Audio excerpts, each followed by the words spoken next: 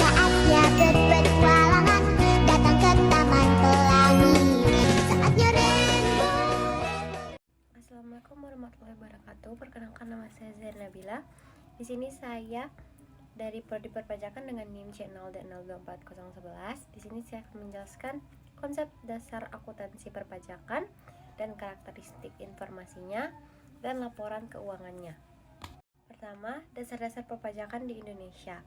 Perpajakan merupakan kontribusi wajib yang harus dibayarkan oleh masyarakat kepada negara berdasarkan undang-undang. Pajak tidak memberikan imbalan secara langsung, tetapi digunakan untuk membiayai berbagai kebutuhan negara seperti pembangunan, pendidikan, kesehatan, dan pelayanan publik lainnya. Nah, di sini ada inti konsep pajak. Yang pertama itu diatur oleh undang-undang, yang kedua tidak ada imbalan langsung, yang ketiga digunakan untuk kepentingan umum. Lanjut, di sini ada sistem self assessment. Indonesia menggunakan sistem self assessment dalam pemungutan pajak. Dalam sistem ini, wajib pajak diberi kepercayaan untuk menghitung atau membayar dan melaporkan sendiri pajak. Karena itu, sistem ini sangat bergantung kepada kesadaran dan kepatuhan wajib pajak. Nah, di sini tuh ada ciri-ciri self assessment. Yang pertama, wajib pajak menghitung pajaknya sendiri. Yang kedua, wajib pajak membayar pajaknya sendiri. Yang ketiga, wajib pajak melaporkan pajak melalui surat pemberitahuan atau SPT. Pajak penghasilan dikenakan atas setiap tambahan kemampuan ekonomis yang diterima oleh wajib pajak, namun aturan akuntansi dan aturan perpajakan tidak selalu sama. Akibatnya, tidak semua biaya yang diakui dalam laporan keuangan komersial dapat dikurangkan secara fiskal. Di sini ada dampak-dampak perbedaan aturannya. Pertama, aturan akuntansi dan pajak memiliki tujuan berbeda. Kedua, tidak semua biaya komersial dapat dikurangkan. Yang ketiga, ada terjadinya selisih antara laba komersial dan laba fiskal. Kualitas laporan keuangan. Laporan keuangan menjadi dasar dalam menghitung kewajiban pajak.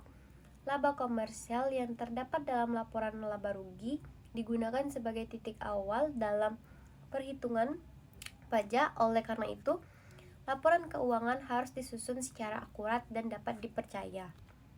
Nah, karakteristik informasi keuangan. Yang pertama ada informasi harus relevan, artinya dapat memengaruhi keputusan pengguna. Yang kedua, informasi harus mencerminkan kondisi sebenarnya. Penyajian harus lengkap, netral, dan bebas dari kesalahan materialnya.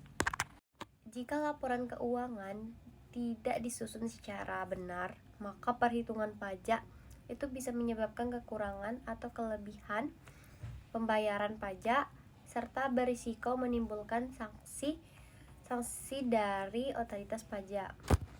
Pajak merupakan penerimaan negara yang penting untuk membiayai pembangunan dan pelayanan publik.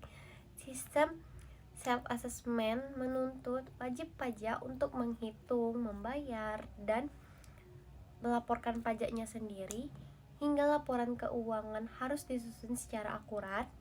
Perbedaan antara aturan akuntansi dan perpajakan menyebabkan selisih laba komersial dan fiskal, sehingga diperlukan rekonsiliasi fiskal dengan penerapan akuntansi perpajakan agar perhitungan pajak sesuai dengan ketentuan yang berlaku. Sekian dari materi saya ucapkan terima kasih.